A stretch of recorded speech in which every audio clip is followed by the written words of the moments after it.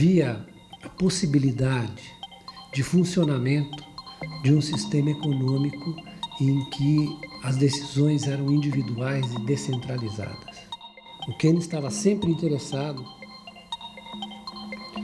nos seus trabalhos em sugerir algum tipo de reforma social. E esse problema da transferência de recursos nos acossa, nos aflige até hoje. Seria, na verdade, uma redução empobrecedora se eu dissesse que Keynes era um economista, ou pelo menos que ele era um economista tal como nós os conhecemos hoje.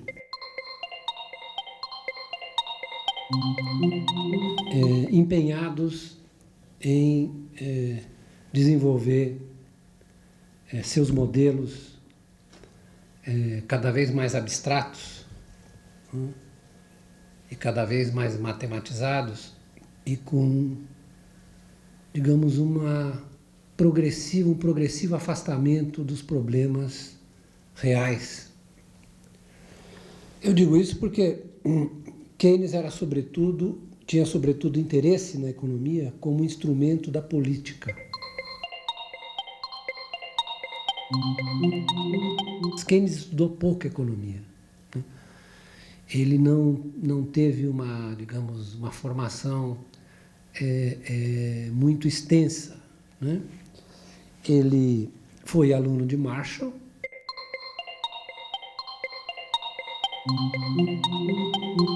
que é o seu predecessor, Alfred Marshall, que na época era considerado seguramente o maior economista inglês. E Alfred Marshall sempre desenvolveu nos seus alunos a ideia de que a economia devia se afastar do paradigma das ciências naturais.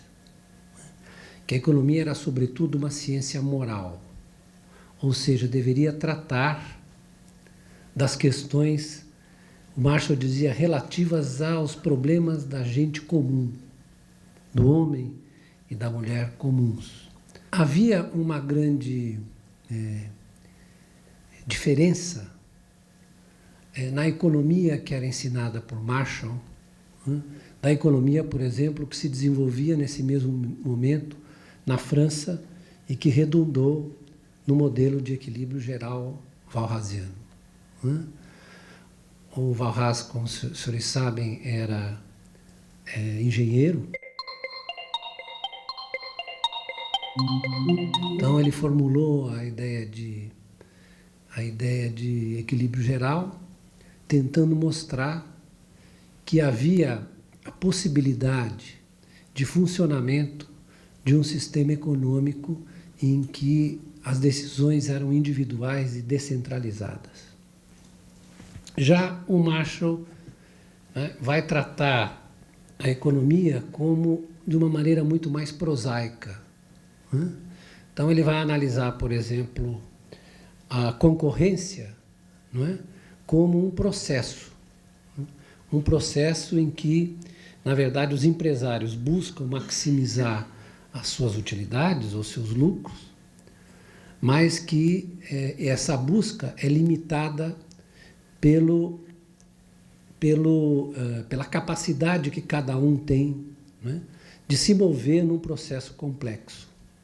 Enquanto que, na teoria walrasiana, né, existia a suposição que os indivíduos tinham conhecimento quase perfeito das condições em que eles tomavam decisões, na teoria marshalliana, né, esse processo já era realizado, digamos, numa espécie de ambiente de relativa incerteza, de relativa incompletude do conhecimento sobre as condições em que se dá a concorrência. E essa atitude marshalliana em relação à ciência, né, de olhar a economia como uma ciência moral, como uma ciência que, na verdade, só deve ser tratada e estudada porque ela serve de instrumento para resolver as questões das pessoas comuns, né, das pessoas que mais sofrem os efeitos da economia, essa atitude influenciou Keynes profundamente, né? E Keynes, na verdade, tem a primeira oportunidade de trabalhar com a economia aplicada, que era aquilo que ele achava que interessava, né? Ou seja, de aplicar os métodos de definição de economia. Para ele era muito simples. Os métodos de pensamento, né, os instrumentos de análise, que são relativamente poucos, né, à formulação de políticas, que ele não estava nem um pouco interessado na teoria abstrata, né? E ele só caminha na direção da formulação da teoria geral na medida em que ela serve para ele como instrumento de crítica à economia que era praticada nos anos 30 durante a Grande Depressão, né? Ele só se abalança a escrever um livro como a teoria geral ou como o Treatise on Money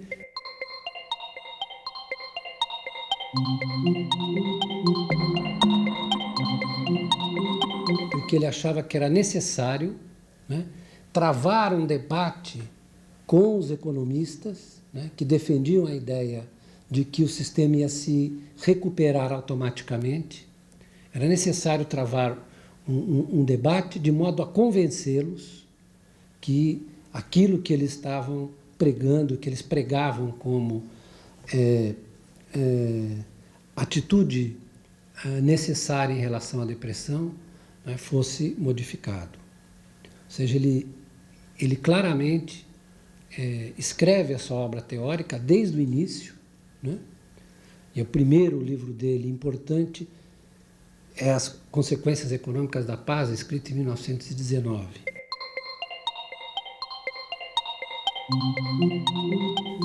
Por que ele escreve As Consequências Econômicas da Paz? Keynes foi, como assistente da delegação inglesa à Conferência de Paris, né, que deu origem ao Tratado de Versailles, que, como vocês sabem, impôs à Alemanha a carga, o ônus das reparações de guerra, né, e o Keynes acompanhou todas as demarches e negociações da Conferência de Paris, né, e ele quando ele escreve mais tarde os Essays in Biography,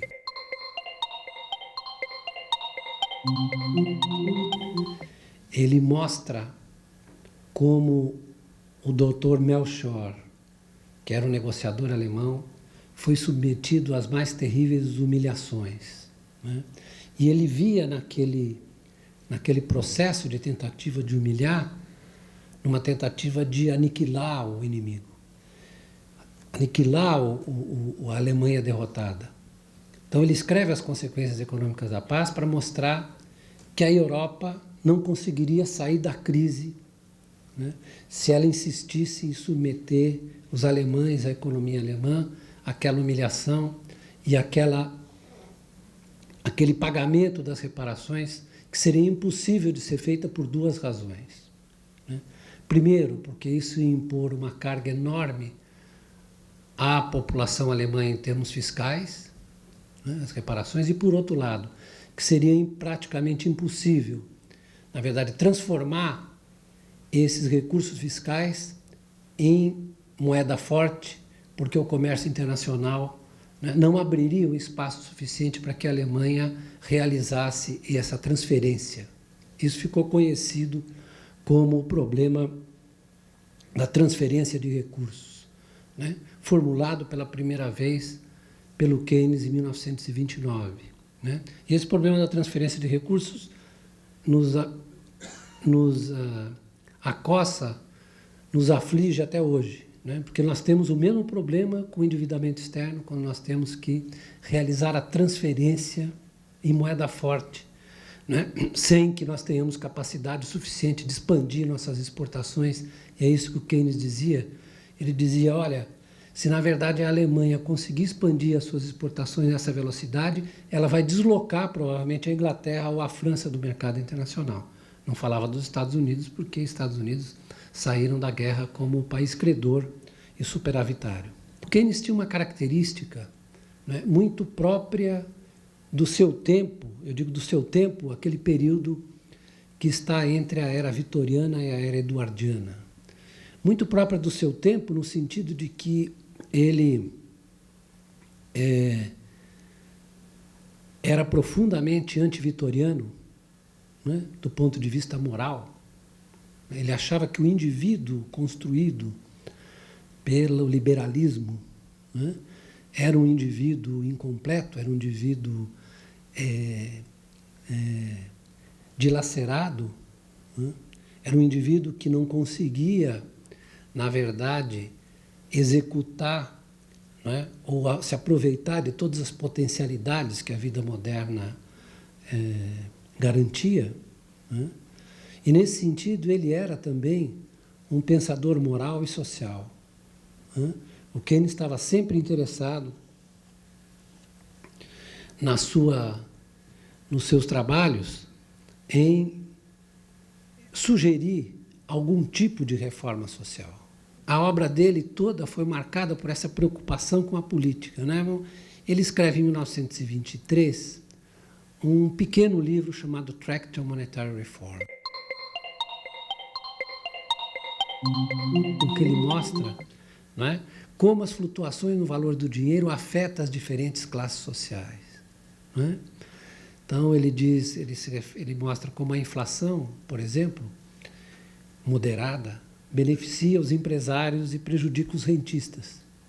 Aliás, em relação aos rentistas, né, aqueles que vivem de renda, ele iria recomendar depois, no final da teoria geral, a eutanásia do rentista, né?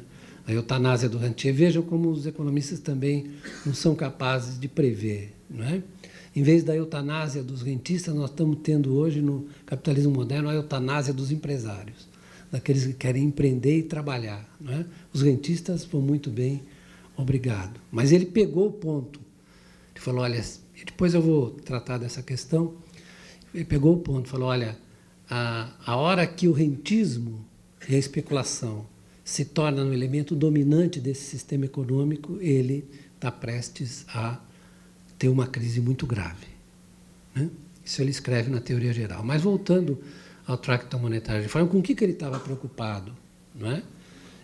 Em 1923? Ele estava preocupado com a hiperinflação alemã, né, que ocorre exatamente entre 22 e 23. E o Keynes teve um papel muito grande no aconselhamento e na discussão do tratamento da hiperinflação alemã, né? E o que ele recomendava fundamentalmente? Recomendava, em primeiro lugar, que cessassem as reparações, que fossem suspensas as reparações. E ele dizia que a teimosia, às vezes, dos homens políticos, né, era tão grande que eles eram incapazes de enxergar o desastre que está se aproximando, né? E ele estava vendo que, na verdade, a submissão da economia alemã às reparações estava provocando uma crise política e social da qual dificilmente a Alemanha se desvencilharia, né? Essa crise atravessou toda a República de Weimar, apesar da estabilização de 1924, né? E a economia alemã conseguiu crescer entre 24 e 28, mas depois da crise dos anos 30, né, ainda os efeitos das reparações, da estabilização da moeda conseguida à custa da manutenção de um desemprego muito alto e da fragilização externa da economia alemã, né, tudo isso fez com que a Alemanha, nos anos 30, fosse o país europeu que sofrera a crise mais profunda. Foi a primeira a entrar em crise, né, e certamente depois a primeira a sair com a política econômica do nazismo, né? Eu frequentemente, quando dou essa aula para meus alunos, e tem alguns aqui, né, eu costumo adverti-los de que, como Keynes gostaria, é preciso que nós nos aproximemos dos fenômenos sociais com um ar muito desinteressado, né? Então, o Keynes escreveu no prefácio da sua edição alemã, publicada em 1937, que a única experiência eficaz de luta contra a depressão e o desemprego tinha sido aquela da política econômica do nazismo, que os seus princípios que estavam na teoria geral tinham sido corretamente aplicados, né? Isso não significa, de maneira nenhuma, que ele apoiasse, né, o regime nazista. Ele estava se referindo simplesmente ao método. Assim, o Bertrand Russell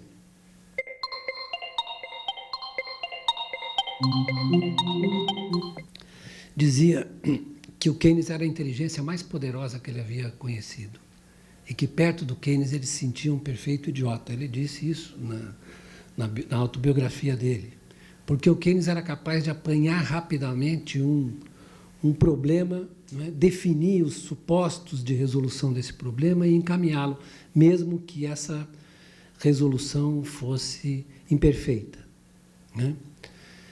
Ele dizia que ele era assim porque ele tinha muito confiança na intuição. Ele era um racionalista e, ao mesmo tempo, ele dizia: o homem primeiro formula o problema na sua generalidade, depois ele vai decompor esse problema, analisá-lo, né? Mas antes é preciso que se tenha a visão do problema, a intuição, né? E, sem dúvida nenhuma, entre todos os economistas do século XIX e do século XX, o Keynes foi aquele que teve as intuições mais geniais, né? Sem dúvida nenhuma, a contribuição que ele deu, tanto no Treatise on Money como na teoria geral, é uma ruptura com o modo de pensar a economia que vinha prevalecendo no período anterior, né?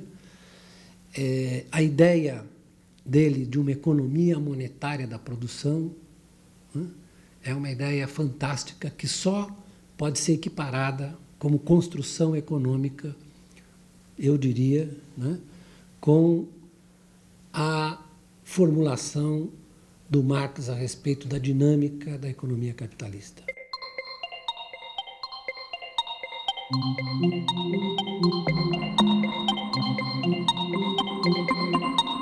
Eu acho que não há, no meu ponto de vista, nenhum outro pensador que conseguiu desvendar com tal precisão, com tal clareza, os mecanismos essenciais de funcionamento da economia capitalista.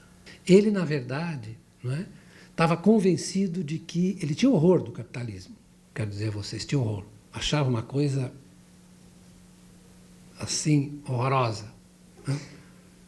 Eu vou dizer mesmo o que ele dizia, né? Ele tinha horror dessa coisa de economia capitalista. Ele achava que era uma coisa feia, porque ele era um esteta, né?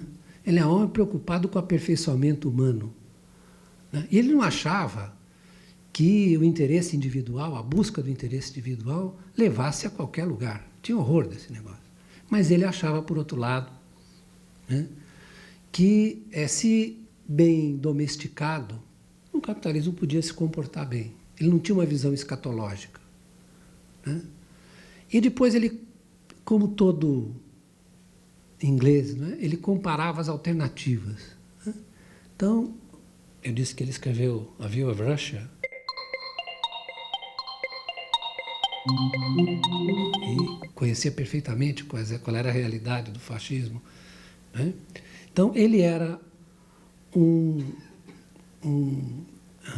burkeano, na medida em que ele achava que o homem...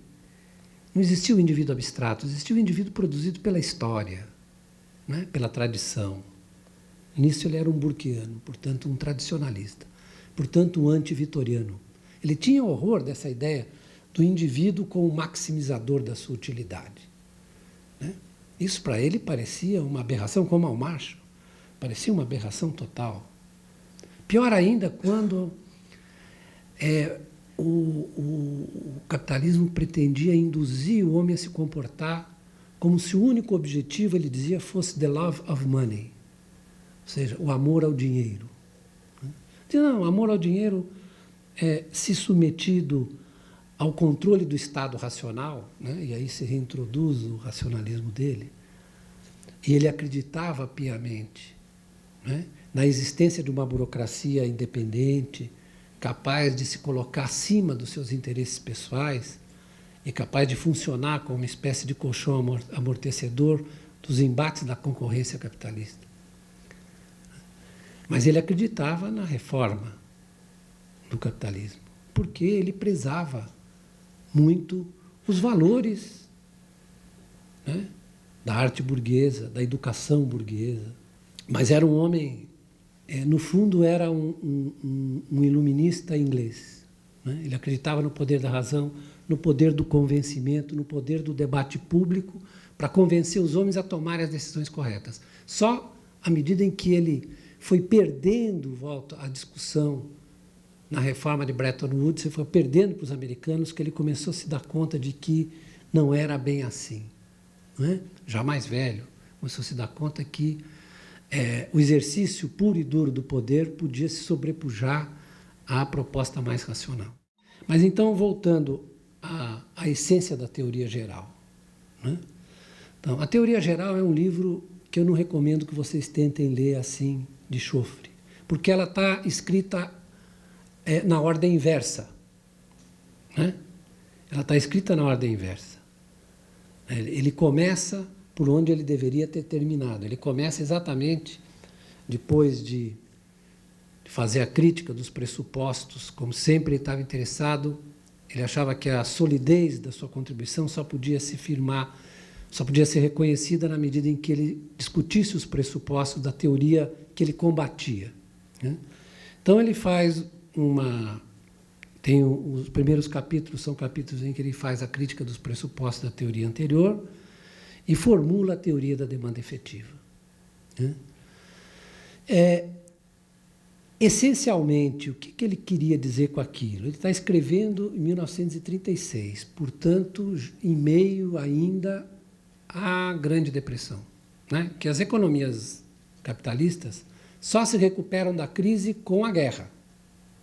Só em 1939 é que elas conseguem se recuperar da crise. À exceção da economia alemã, que já em 1936, em 1933 o Hitler sobe, em 1936 a economia alemã já estava crescendo 9% ao ano. Para vocês terem uma ideia, em 1933 a taxa de desemprego na Alemanha era de 44% da população economicamente ativa. Nós estamos achando ruim que hoje nós temos 12,9%, era 44% da população economicamente.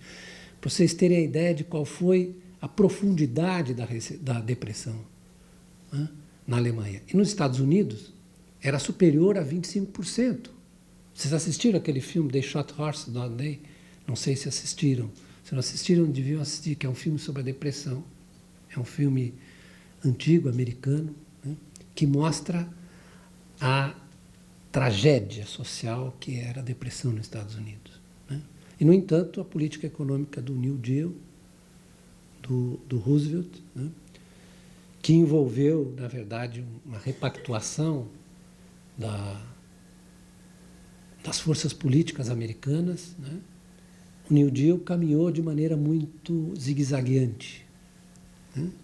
O New Deal conseguiu segurar a depressão, mas não conseguiu colocar a economia americana outra vez na senda do crescimento, a não ser a partir de 1939, quando aí a economia de guerra e os Estados Unidos são um grande provedor para os países envolvidos no conflito, Inglaterra e França, um grande provedor de recursos materiais, né, já que essas economias não conseguiam se abastecer convenientemente de armas, munições, etc.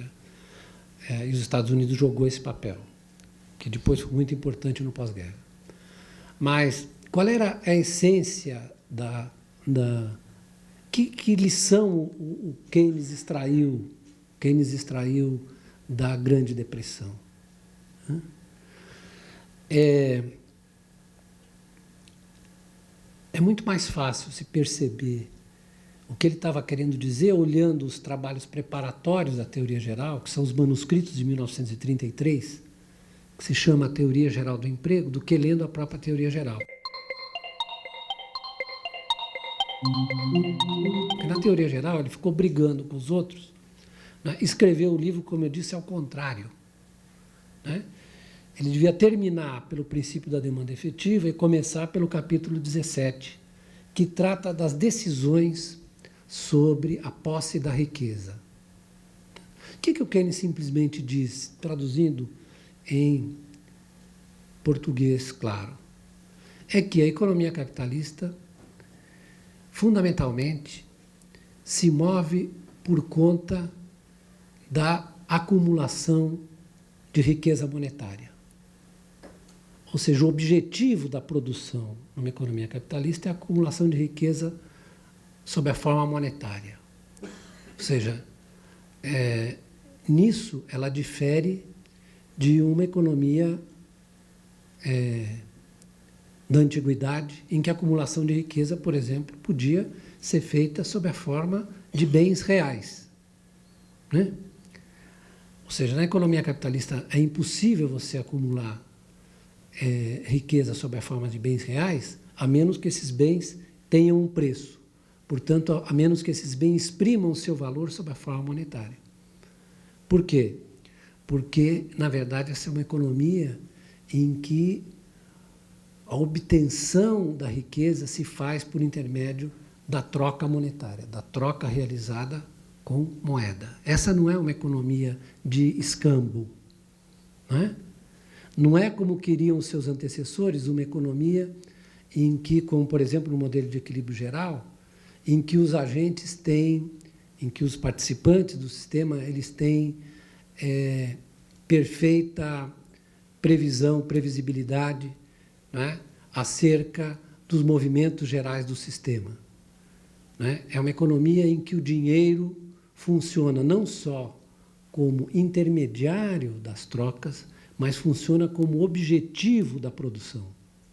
Então, o objetivo da produção não é maximizar o volume de produção física de bens materiais, mas é maximizar o volume monetário, né? O valor monetário dessa produção, né? Então, isso introduz uma dificuldade, é que a riqueza tem que existir, não é?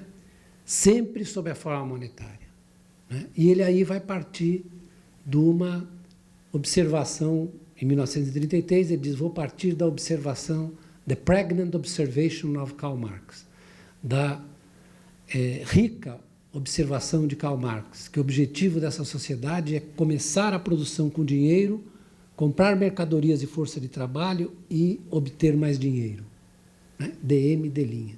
Que o objetivo dessa sociedade não é satisfazer as necessidades individuais. Ou seja, as necessidades individuais só são satisfeitas mediante a acumulação de riqueza monetária. Ou seja, para que as necessidades pessoais ou coletivas sejam satisfeitas, é necessário que os agentes responsáveis pelo controle dos meios de produção e do crédito, né? Portanto, os que controlam o aparato que produz a riqueza capitalista, não é? Gerem mais dinheiro do que a quantidade que eles colocaram no início do processo. O fato de uma classe social monopolizar os meios de produção e controlar o crédito lhe dá, ao mesmo tempo, o poder de determinar qual é a renda da sociedade, né? Porque é o gasto capitalista, ele inverte as relações completamente. É o gasto capitalista com o objetivo de conseguir lucro que determina a renda da comunidade. Então, na verdade, o destino dessa economia está dependendo da disposição de gastar, né, dos capitalistas, de gastar e de se endividar, de assumir dívidas. Né? Então, por que eu disse que ele termina pelo começo? Porque o capítulo 17 é uma discussão exatamente sobre as condições de avaliação da riqueza em cada momento do tempo, e em que condições essa avaliação se faz da melhor maneira possível para gerar a maior renda e maior emprego para a comunidade. Ele disse que essas condições nem sempre se observam. Por quê? Porque já que o objetivo nessa economia é a acumulação de riqueza monetária, também, por outro lado, o dinheiro funciona como um estímulo e funciona como um obstáculo. Por quê? Porque os capitalistas podem preferir, ao invés de gastar, se refugiar na riqueza já acumulada. Ou evitar, o que eles chamam, evitar o risco da iliquidez. Ou seja, os bancos, as empresas, num determinado momento, consideram que a incerteza que eles têm diante de si é tão grande que o melhor é se refugiar no amor ao dinheiro. Ou seja, evitar o risco da iliquidez. Então, a ideia, apesar de relativamente simples, suscitou um turbilhão, uma tempestade de controvérsias, né?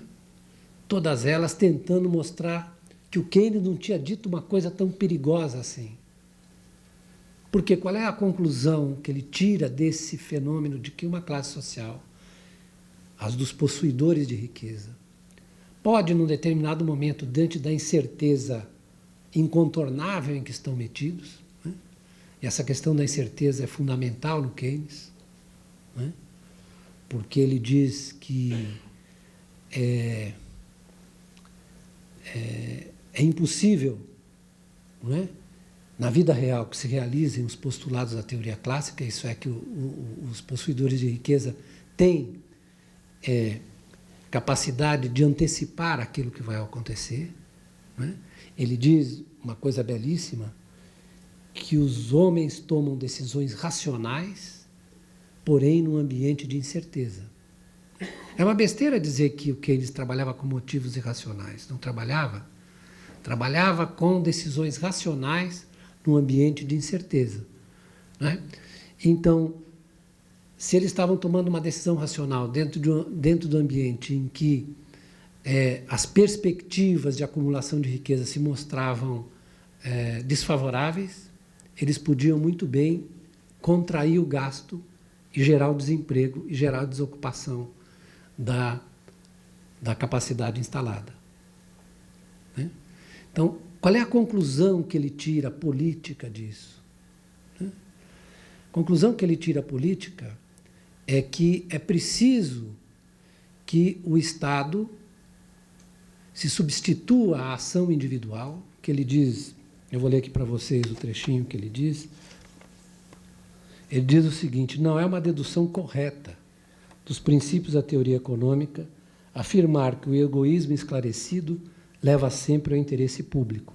Nem é verdade que o autointeresse, em geral, é esclarecido. Mas ele não está dizendo que os possuidores de riqueza, aqueles que devem gerar, que têm o poder de gerar a renda da comunidade, estão tomando decisões irracionais. Eles estão tomando decisões racionais diante do aumento da incerteza. Então, eles estão se protegendo ou protegendo a sua riqueza de uma provável desvalorização. A conclusão que ele tira é o seguinte: esse sistema é inerentemente instável, dadas essas características. Ou seja, ele não tem nenhuma tendência a voltar depois de uma crise, ele não tem nenhuma tendência a voltar ao equilíbrio, a se autorregenerar, não tem nenhuma tendência à autorregeneração, e ele precisa, portanto, de que os governos socializem o investimento.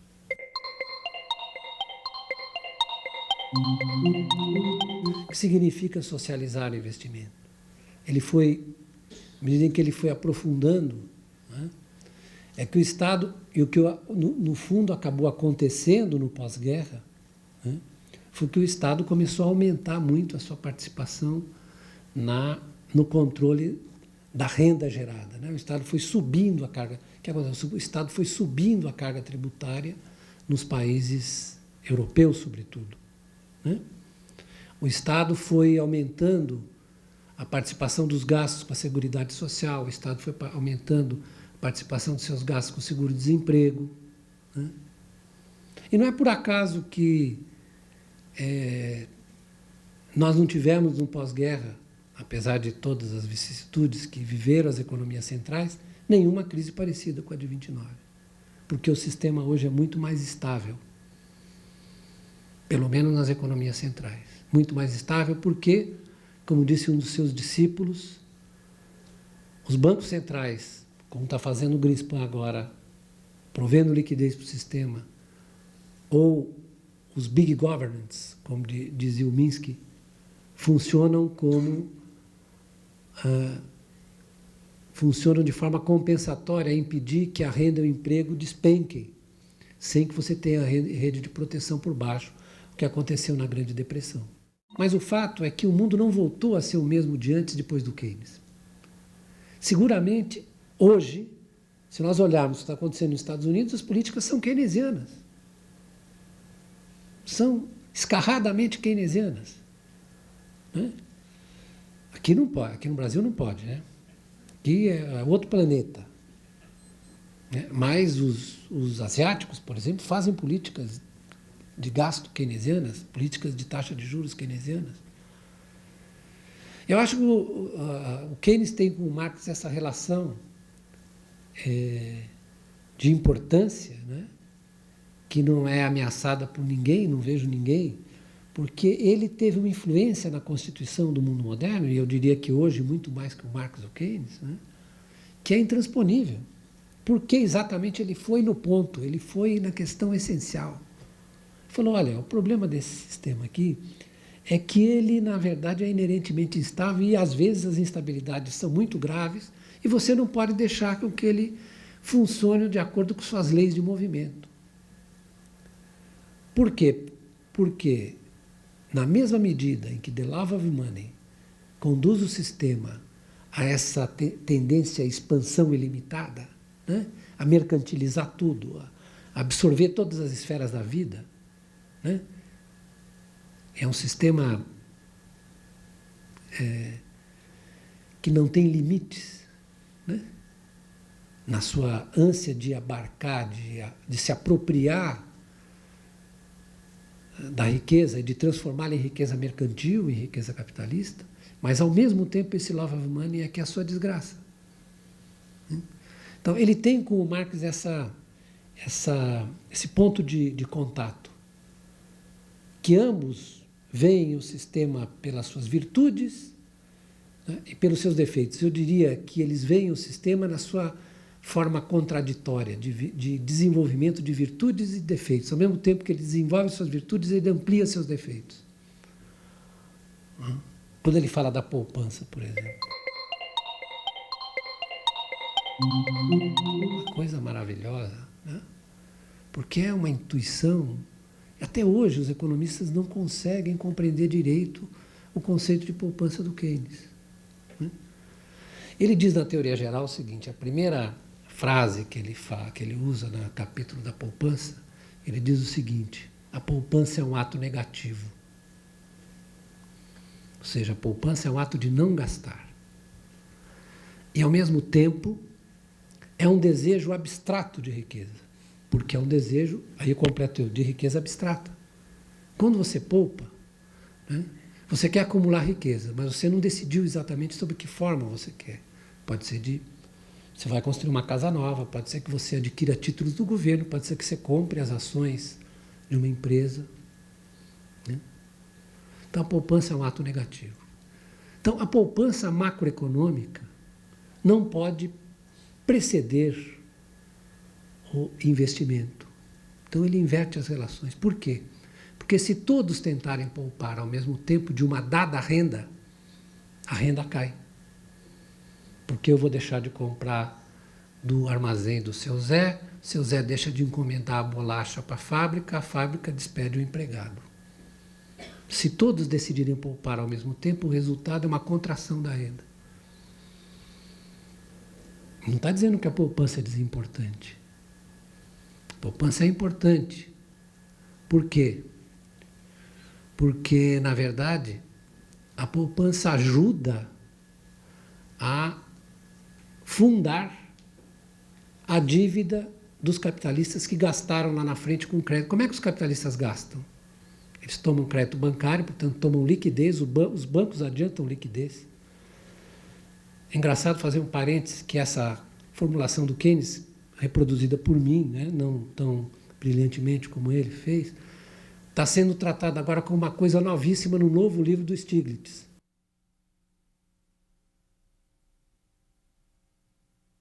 Mas é inacreditável, né, que os caras redescobriram a teoria monetária da criação monetária e bancária do Keynes 50 anos depois. Então, sempre redescobrir é melhor do que não descobrir nada, né? Eu sou sempre favorável a que redescubram as coisas. Então, mas o que ele está dizendo é que, na verdade, a poupança fecha o circuito, né? Porque, para ele, a decisão de investir, né, é que é a decisão crucial. Porque a decisão de você acumular riqueza sob uma determinada forma. Que forma? Sob a forma de bens reprodutíveis que geram emprego. Se eu acumular sob a forma, por exemplo, de títulos públicos, ele dizia, eu estou acumulando sob a forma estéril, porque eu estou trabalhando em cima de uma riqueza que já foi produzida lá atrás. Se eu compro um título no mercado secundário, provavelmente eu posso melhorar as condições de investimento, mas porque eu aumento o preço dos títulos, eu vou à Bolsa de Valores e compro ações, eu melhoro a liquidez do mercado de ações, valorizo as ações e pode ser que isso estimule alguma empresa a, em cima da valorização das suas ações, tomar crédito para investir, mas não necessariamente. Isso depende do quê? Das expectativas dos empreendedores a respeito dos rendimentos futuros que eles vão obter com aquele novo equipamento, com aquela nova fábrica. E isso eles não podem decidir num ambiente de absoluta certeza. Então, a poupança é importante por quê? Porque o investimento gera renda, o aumento de renda favorece a poupança, né? A gente está vendo agora o seguinte, quando a renda cai, as pessoas não conseguem poupar, porque elas têm que gastar naquilo que é essencial para a vida delas. Mas o aumento da renda favorece a poupança. A poupança é uma demanda de ativos, seja uma casa própria, seja um título emitido por uma empresa, né? Por isso que é importante você ter a poupança, porque a poupança é um estabilizador do sistema. Mas da mesma maneira que o amor ao dinheiro, a poupança também tem uma dupla cara. Por quê? Porque, na verdade, a cada, digamos, uma economia que acumula durante vários períodos, né, a poupança que vai sendo gerada se torna sempre crescentemente maior do que a aquisição de novos equipamentos. Então, você tem um problema de gestão dessa massa de riqueza financeira, que é resultado da poupança passada, não é? E que é o que determina, na verdade, os movimentos e a dinâmica dos mercados financeiros. A dinâmica dos mercados financeiros é inerentemente especulativa. Dizer que, na verdade, os mercados financeiros são especulativos é uma redundância, porque a demanda deles é, por definição, especulativa. Ou seja, você compra uma ação imaginando o seu curso futuro. Então, você está especulando a respeito do curso futuro das ações. Então, qualquer aquisição de um ativo financeiro já existente ou novo é uma especulação. É por isso que esses mercados são tão instáveis, né? São tão sujeitos a ondas de otimismo e pessimismo. Nós estamos vendo agora como é que são as coisas. Por isso que ele recomendava a eutanásia do rentier.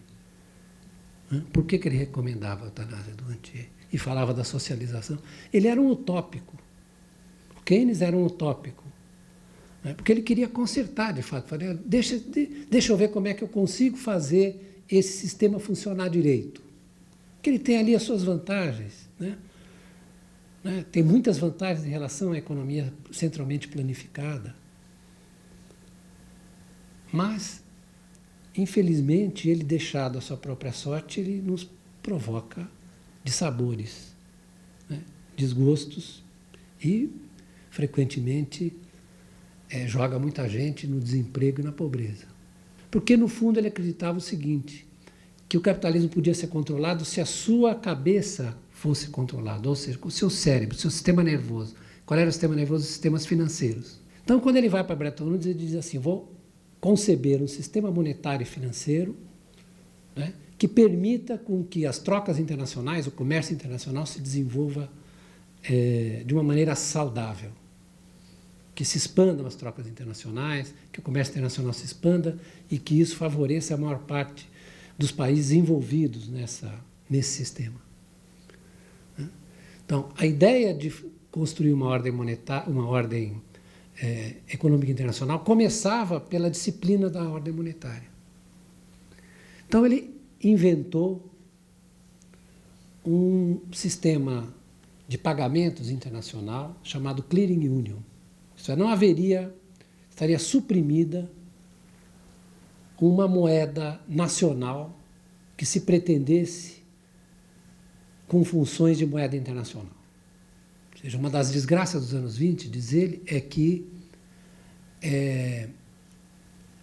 os Estados Unidos não foram capazes de responder à sua missão de gestores da ordem internacional, a responsabilidade com a qual eles nasceram, porque eram o país credor depois da Primeira Guerra Mundial. Os Estados Unidos agiram em função do seu próprio interesse, né? Acumularam 60% das reservas de ouro do mundo, né? E ajudaram a provocar a deflação, ajudaram a acentuar os desequilíbrios de balanço de pagamentos. Então, o que ele queria? Um sistema que funcionasse simetricamente. Isso é, que não permitisse que países acumulassem durante muito tempo ou superávites contra os demais, como nós estamos observando hoje, né? Ou déficits cronicamente. Né? E como é que isso podia ser feito? Isso podia ser feito através de uma câmara de compensação. Né? Ele propôs a criação de uma moeda internacional chamada Bancor, que era uma moeda bancária, né? E os déficits e superávites eram registrados escrituralmente, né? De um país em relação ao outro, sendo que os países superavitários estavam obrigados, sob risco de penalização, a aumentarem a sua demanda e, portanto, suas compras para reduzir o seu superávit, e os países que cronicamente deficitários estariam obrigados a ajustar suas economias. Qual era a ideia dele? A ideia dele é a seguinte, é que o peso do ajustamento durante os anos 20 era descarregado em cima dos devedores e deficitários. E que, portanto, isso levava a políticas econômicas contracionistas que reduziam a demanda global e, portanto, faziam encolher o comércio internacional. Então, ele queria um sistema em que você pudesse, através da regulação da moeda e da proibição do movimento de capitais, o projeto dele era o seguinte, não permitir o movimento de capitais de curto prazo entre um país e outro para fazer arbitragem ou para fazer especulação, porque isso desestabilizava, tornava impossível a manutenção das taxas de câmbio adequadas para que os países tivessem relações comerciais estáveis. Então, ele queria, na verdade, é uma utopia monetária que ele constrói. Eu digo uma utopia monetária porque ele bateu de frente com os Estados Unidos. O que os americanos queriam? Eles eram superavitários, eles eram os credores e eles tinham a moeda internacional. Né? Então, ao invés da Clearing Union, surgiu o Fundo Monetário Internacional, que era a proposta dos americanos, o Dexter White. Né? O que era o Fundo Monetário Internacional? O Fundo Monetário Internacional era uma espécie de cooperativa, né, em que os países tinham participação de acordo com as suas cotas, que eram calculadas em relação à sua participação no comércio internacional. Né? Então, é claro que a ideia fundamental dele era o seguinte, não dá para manter a ordem internacional ao sabor das decisões privadas. Né? Isso os americanos aceitavam. Então, cria-se, ao invés da Clearing Union, cria-se o Fundo Monetário Internacional, que nasce com essa missão, né, de socorrer os países que, porventura, tivessem déficits. Né? A ideia da simetria, ou seja, da responsabilidade dos países superavitários, foi sendo encolhida até virar uma cláusula, chamada cláusula da moeda escassa. Ou seja, no Estatuto do Fundo Monetário Internacional, está dito, né, que os países, na verdade, que se sentirem prejudicados com o problema de balanço de pagamentos por conta da posição superavitária, no fundo, da posição superavitária sistematicamente de um outro país, eles podiam, na verdade, colocar controles cambiais por conta da cláusula da moeda escassa. Podiam arguir a existência de uma situação de moeda escassa e colocar controles, por exemplo, sobre as importações que eles fazem desse país. Pode colocar controles sobre as importações, digamos, dos Estados Unidos para o Brasil, por conta da escassez da moeda americana. Mas, enfim, essa cláusula da moeda escassa foi invocada poucas vezes, e, na verdade, o sistema internacional evoluiu para uma situação em que os países deficitários, em todos os casos, devedores deficitários, em todos os casos, acabaram pagando a conta. Eu sempre digo o seguinte, que o plano Keynes, chamado plano Keynes, era muito avançado para o estágio em que a sociedade internacional se encontrava. Ele era excessivamente racional e era muito avançado para o estágio em que ela se encontrava. E eu diria que hoje, mais do que nunca, estão colocados problemas de ajustamento de balanço de pagamentos, de liquidez internacional, que poderiam perfeitamente ser solucionados de maneira mais suave, menos traumática, se de alguma forma alguém pensasse em reinventar o plano Keynes. Ele está aí. A teoria geral já é uma coisa indepassável, como eu disse. Agora, a sua proposta para a economia internacional ainda está para ser realizada. Muito obrigado.